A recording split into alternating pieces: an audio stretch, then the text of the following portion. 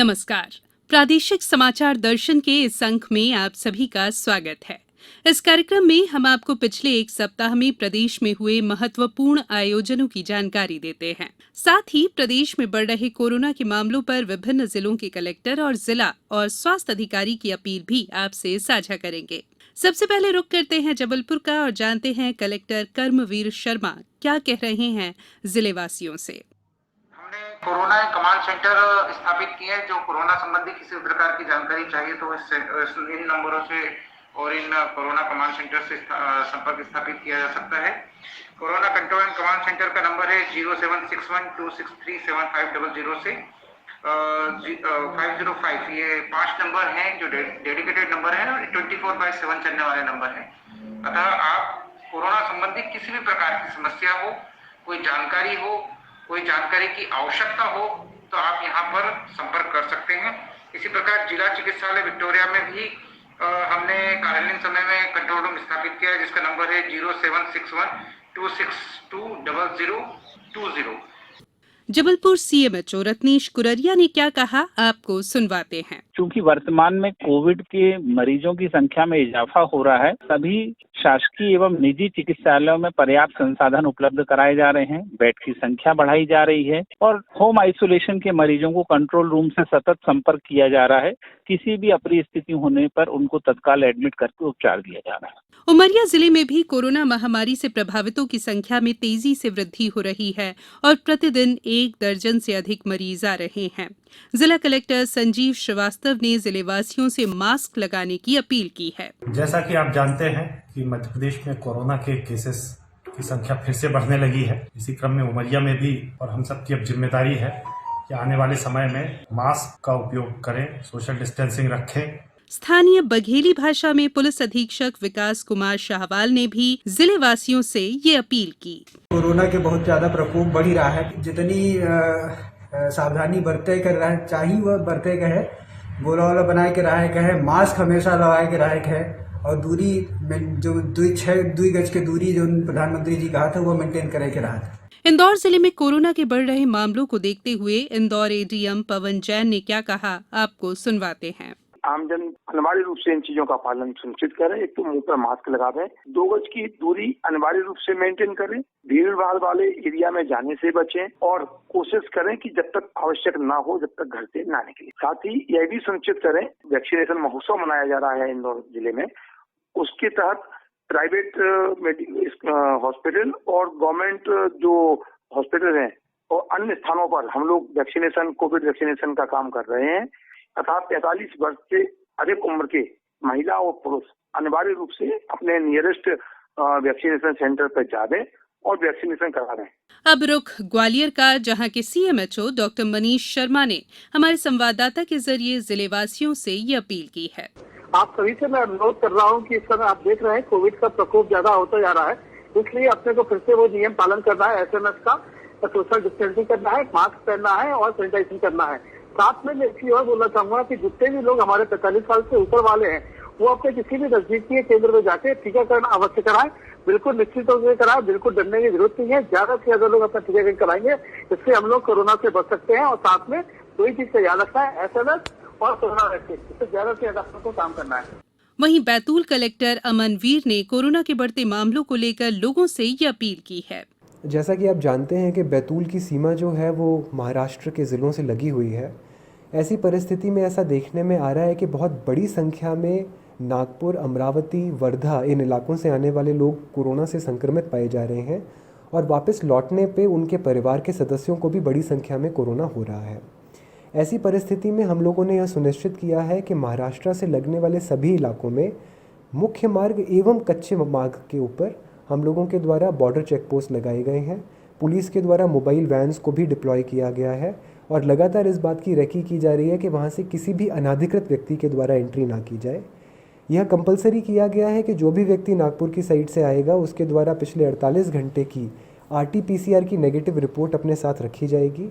यदि उसके पास इस प्रकार की रिपोर्ट नहीं पाई जाती तो उस व्यक्ति को वहाँ से वापस कर दिया जाएगा। पन्ना जिले में कोरोना संक्रमण एक बार फिर पैर पसार रहा है। सीएमएचओ डॉक्टर RS पांडे ने आकाशवाणी के जरिए लोगों से ये अपील की। मेरा सभी से संदेश है कि जो हमारे 3 जो स्टैंडर्ड मेथड्स हैं बचने के लिए, मास्क लगाना सबसे पहला ज़रूरी है, बार बार हाथ धोना सैनिटाइजर से ये ज़रूरी है, और तीसरा रहता है फिजिकल डिस्टेंसिंग। 2 व्यक्तियों के बीच की दूरी कम से कम 2 गज रहनी चाहिए। इसके अलावा और कोई भी रास्ता हमारे पास नहीं है बचाव का, और इसी का पालन करके ही हम कोरोना से बचाव कर सकते हैं। सीधी जिले के सीएमएचओ डॉक्टर बीएल मिश्र की अपील भी आप सुनिए। कि बुखार के, सर्दी जुकाम के यदि कोई केस हैं, जिले में हमारे 7 फीवर क्लिनिक संचालित है, वहाँ पर जाकर अपना सैंपलिंग करा सकते हैं, दवाइयाँ ले सकते हैं। और जिले में कोविड कंट्रोल कमांड सेंटर जिला अस्पताल में प्रारंभ किया गया है, जिसमें हमारे 24 घंटे चिकित्सक रहते हैं। और जो हमारे होम आइसोलेशन में मरीज हैं और जिनको लक्षण नहीं है या न्यूनतम लक्षण है या थोड़ा लक्षण है, तो उनको भी तबीयत का पूछने के लिए सुबह शाम वीडियो कॉलिंग के माध्यम से हमारे चिकित्सक परामर्श पूछते हैं, कैसी तबीयत है, कुछ दिक्कत तो नहीं है और दवा ले रहे हैं कि नहीं, उनको सलाह दी जाती है। शिवपुरी जिले में इस समय बढ़ते कोरोना केसों के बीच जिला प्रशासन ने इसकी रोकथाम को लेकर सख्ती बढ़ा दी है। जिले में इस समय एक्टिव केसों की संख्या 200 से ज्यादा है। मार्च के अंतिम सप्ताह और अप्रैल की शुरुआत में लगातार कोरोना पॉजिटिव केस मिलने के बाद प्रशासन ने सख्ती बढ़ा दी है। पेश है एक रिपोर्ट। अब जिले में 11 अप्रैल से प्रत्येक रविवार को लॉकडाउन रहेगा, जिसमें लॉकडाउन शनिवार रात्रि 10 बजे से सोमवार सुबह 6 बजे तक प्रभावी रहेगा। लॉकडाउन के दौरान गैस, मेडिकल स्टोर और पेट्रोल पंप खुले रहेंगे। जिला प्रशासन की ओर से लोगों से अपील की जा रही है कि कोरोना गाइडलाइन का पालन करें। इस समय रोको टोको अभियान और मेरा मास्क मेरी सुरक्षा अभियान भी जारी है। दुकानदारों से अपील की जा रही है कि मास्क पहने और सोशल डिस्टेंसिंग को अपनाएं, जिससे कोरोना का फैलाव रोका जा सके। शिवपुरी से प्रादेशिक समाचार दर्शन के लिए रंजीत गुप्ता। अब बात कुछ और खबरों की। शहडोल जिले में राष्ट्रीय ग्रामीण आजीविका मिशन से जुड़ी हजारों महिलाएं आत्मनिर्भर होने के साथ अपना और अपने परिवार की सेहत का ध्यान रख रही हैं। घर के आसपास खाली पड़ी भूमि और पानी का सदुपयोग कर ये महिलाएं पोषण वाटिका तैयार कर रही हैं। इस बारे में अधिक जानकारी दे रहे हैं हमारे शहडोल संवाददाता। राष्ट्रीय ग्रामीण आजीविका मिशन ग्रामीण महिलाओं की स्व सहायता समूह बनाकर उन्हें आत्मनिर्भर बनाने का प्रयास करता रहा है। जिले में काम कर रहे हजारों स्व सहायता समूहों से 1 लाख से अधिक महिलाएं जुड़ी हैं। मिशन के जिला प्रबंधक पुष्पेंद्र सिंह ने बताया कि समूह की महिलाओं को एक नवाचार से जोड़ा गया है। महिलाएं अपने घर के आसपास खाली पड़ी भूमि और घरों के वेस्टेज पानी का सदुपयोग कर 71,486 पोषण वाटिका तैयार की हैं। इससे उन्हें और उनके परिवार को प्रतिदिन पौष्टिक सब्जियां खाने को मिलती हैं। शेष सब्जियों को भी गांव के हाट बाजार में बेचकर आय अर्जित कर रही हैं। इसके लिए मिशन द्वारा प्रत्येक ग्राम पंचायत की महिला स्व सहायता समूहों को प्रेरित और प्रशिक्षित किया गया है। पोषण वाटिका गोलाकार होती है। इसे हरे पर्दे से घेरा बनाकर 7 खंडों में विभाजित किया गया है। इस वाटिका में केवल जैविक खाद का उपयोग किया जाता है। समाचार दर्शन के लिए शहडोल से मैं अरविंद पांडे। बुंदेलखंड की पहचान चंदेलकालीन तालाबों का कायाकल्प होगा। टीकमगढ़ जिले में 12वीं सदी के 995 तालाब सरकारी रिकॉर्ड में दर्ज हैं, जो रख रखाव के अभाव में अपना मूल स्वरूप खो रहे हैं। इनके कायाकल्प की योजना पर अधिक जानकारी दे रहे हैं हमारे संवाददाता। अब तालाबों को पुनर्जीवित करने के लिए जिला प्रशासन ने रूपरेखा तैयार कर ली है। तालाबों को महात्मा गांधी रोजगार गारंटी योजना के तहत संरक्षित किया जाएगा। प्रथम चरण में 90 तालाबों के रखरखाव और जीर्णोद्धार करने के लिए चयन किया गया है। मनरेगा के परियोजना अधिकारी रजत तिवारी ने बताया है कि प्रथम चरण में जिले के चर्चित चंदेलकालीन तालाबों पर कार्य होगा, जिनमें टीकमगढ़ जनपद के 23, बल्देवगढ़ के 40, जतारा के 13 और पलेरा ब्लॉक के 15 तालाबों को शामिल किया गया है। इन चयनित तालाबों को सौंदर्यीकरण और गहरीकरण का काम इसी माह शुरू हो जाएगा। इससे आने वाले समय में ग्रामीण क्षेत्रों में पेयजल समस्या खत्म होगी तथा तालाबों के आसपास के क्षेत्रों के किसानों की फसलों को भी लाभ होगा। प्रादेशिक समाचार दर्शन के लिए टीकमगढ़ से भवन जैन। सिंगरौली जिले के खनिज विभाग ने राजस्व वसूली में नया रिकॉर्ड बनाया है। पेश है एक रिपोर्ट। मध्य प्रदेश में सबसे ज्यादा खनिज राजस्व वसूली करने वाला जिला सिंगरौली जिला बन गया है। 2020-21 में 1962 करोड़ का लक्ष्य मध्य प्रदेश सरकार ने सिंगरौली जिले को दिया था, जिसके विरुद्ध सिंगरौली जिले ने 2024.60 करोड़ रुपए की वसूली कर ली है। जो निर्धारित लक्ष्य से 62.70 करोड़ रुपए अधिक है। सिंगरौली जिले के कलेक्टर राजीव रंजन मीणा के कुशल मार्गदर्शन व खनिज अधिकारी A.K. राय के प्रयासों के कारण यह अधिक वसूली हो पाई है। साथ ही कर समेत पूरी वसूली, खनिज रॉयल्टी के अलावा DMF फंड व अन्य सड़क निर्माण हेतु दिए जाने फंड को पूरा मिलाकर कुल सिंगरौली जिले से वसूली 3,108 करोड़ रुपए हुई है। मध्य प्रदेश में अव्वल स्थान हासिल करने पर सिंगरौली जिला के अधिकारी व कर्मचारियों के हौसले बुलंद हैं और आगे आने वाले समय में ज़्यादा राजस्व हासिल करने की बातें कह रहे हैं। प्रादेशिक समाचार दर्शन के लिए सिंगरौली से अमित द्विवेदी। ट्रांसजेंडर्स को समाज में अलग थलग समझा जाता है, लेकिन शाजापुर के सरकारी महकमे की एक छोटी सी कोशिश ने सम्मान के साथ जो सुविधा इन लोगों को उपलब्ध कराई है वो काबिले तारीफ है। ये कोशिश थी थर्ड जेंडर को अलग से टॉयलेट मुहैया कराने की।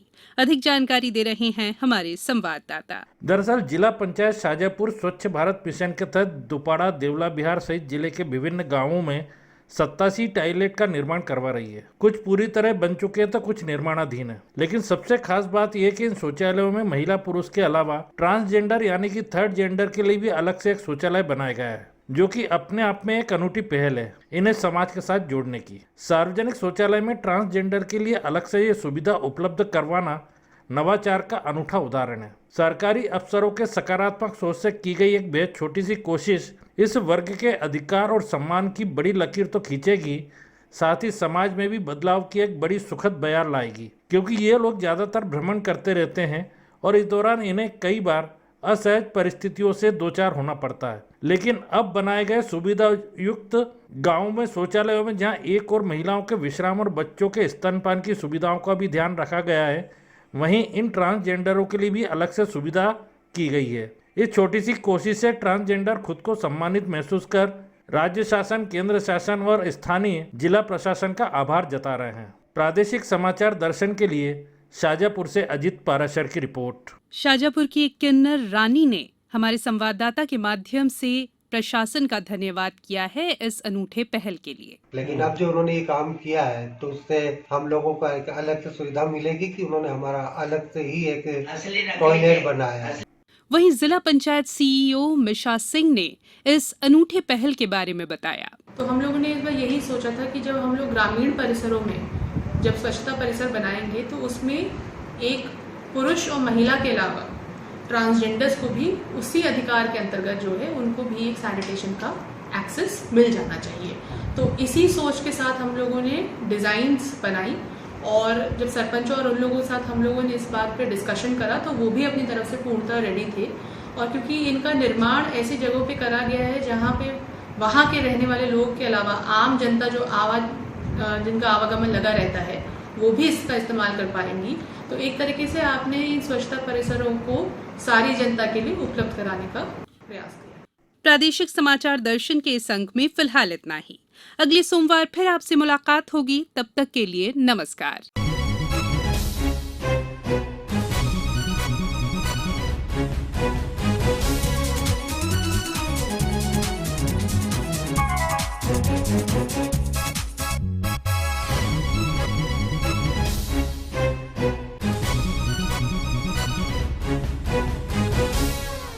आलेख और वाचन स्वर संयुक्ता बैनर्जी। प्रस्तुति प्रादेशिक समाचार एकांश भोपाल।